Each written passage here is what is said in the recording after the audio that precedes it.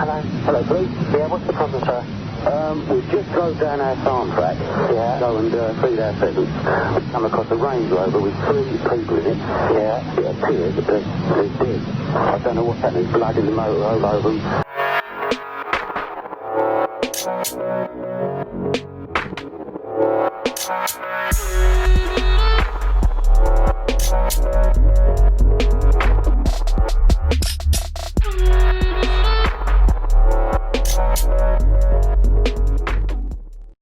And welcome back to a new video on the Essex Boys case. As always, if you are enjoying the content, please do give the video a thumbs up. And if you're interested in the Essex Boys case, or simply true crime in general, don't forget to hit the subscribe button below. Now before I start this video, it's important for me to mention that the author does not seek to discredit any previous accounts or versions of events leading up to the gruesome murders. He merely offers an interesting alternative scenario to be considered. If you were going to take out all 3 of them, how would you do it, Bill? Bill relaxed a little. He had been wondering where this was all going and having some dark concerns. Giving technical advice on some of his old fieldcraft wasn't a concern. Well, I was a sniper, so a single target is easy from anywhere really. But all 3 of them at the same time, you would just blow up the car. They often all end up in the same motor, so stick something on one of the cars and detonate it remotely. You should be able to find somewhere where no one else is within range. It was a simple solution and something Bill knew had been used by the regiment to remove unwanted persons in other areas of the world. Not directly, he assured himself. It was more that they had provided the technical assistance for the locals whom they supported, because those locals supported what was best for British interests in the region. Bit messy, Bill, I'm afraid. Anything involving bombs gets everyone too excited.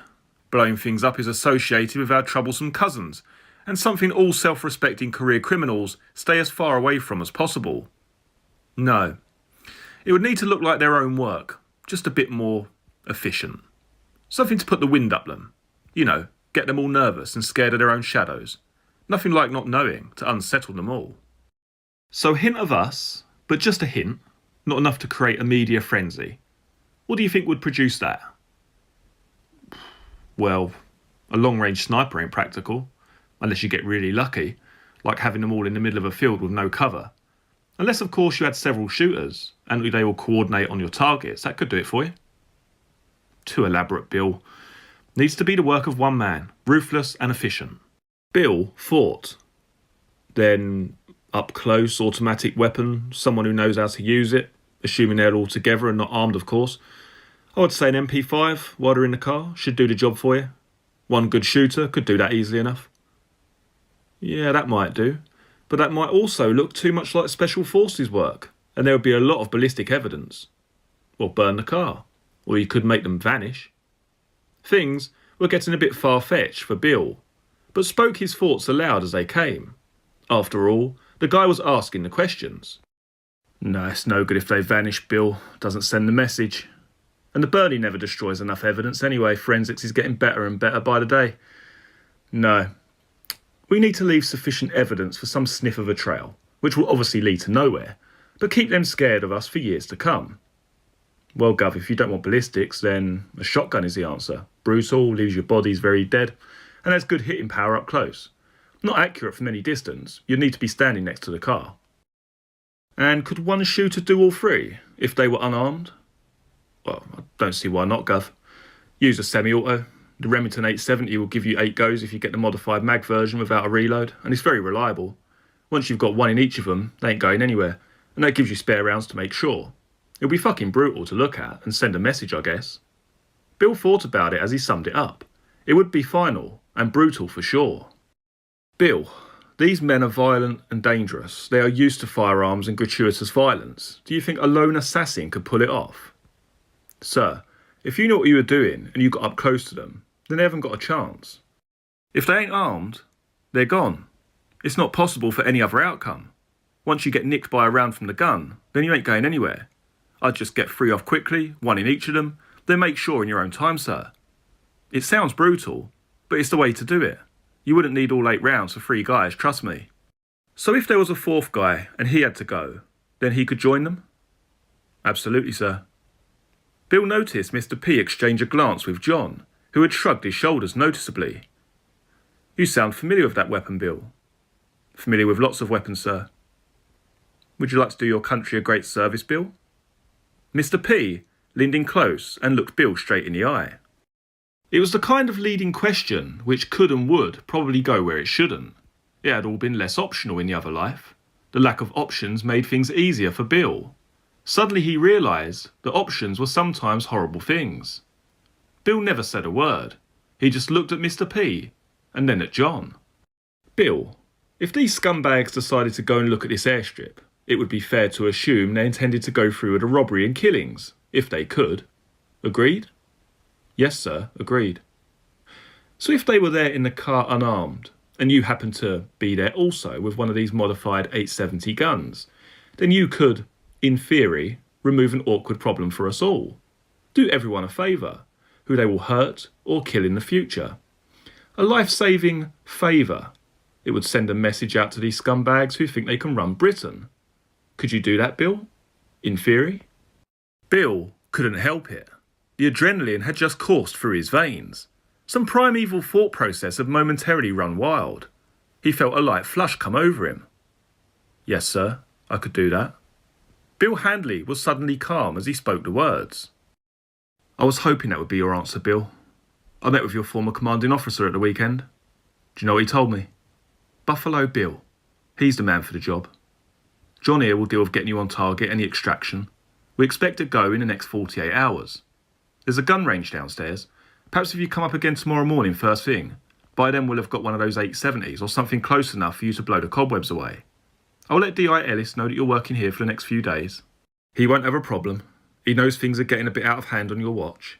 And when this goes down, it'll put an end to all our troubles and it'll be back to business as usual.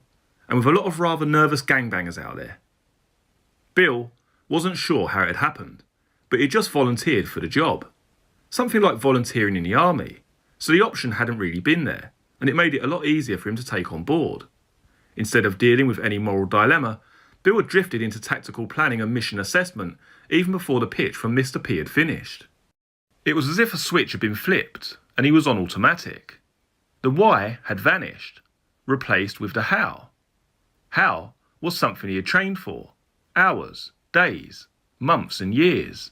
It was easy to turn it into a job of work, and for the first time ever, he knew the target in his sights, intimately perhaps, and he was comfortable with it. It suddenly eased a burden he had carried for years. Bill always wondered about the ones before. Now he knew the next ones deserved it. The others became easier in that moment. Mr. P could see that Bill was away with the fairies. "Bill, you're good to go on this then? We expect to be a go, as I said, in the next 24 to 48 hours. "Yes, sir. I'm good. I'll be here first thing. Look, any good semi-automatic shotgun will do, but it would help to have more than 6 up the spout. Otherwise, it's running it to the wire if they have another guy with them, and I need to reload to complete all the target acquisitions." "OK, Bill. You'll have the gun you need.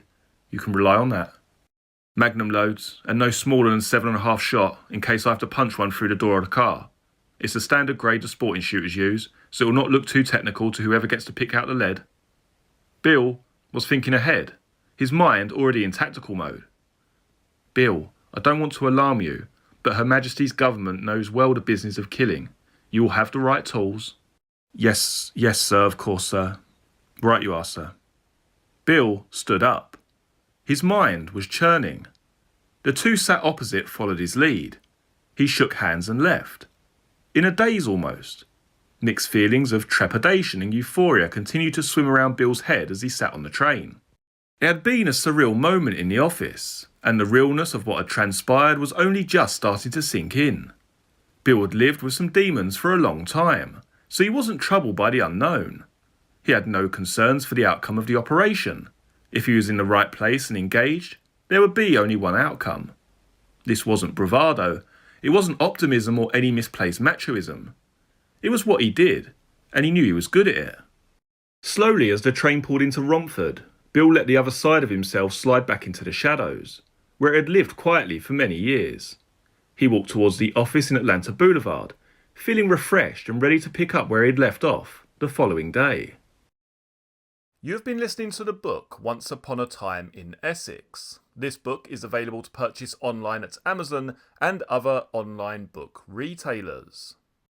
Many thanks for joining me for this video. Very shortly you'll be able to see some other videos from the channel, including the Essex Boys playlist, which has all of the videos concerning this case in one convenient folder. If you like this video, please do give it a thumbs up. If you're new to the channel, please consider subscribing. I look forward to seeing you all again in the next video. Take care. Cheers.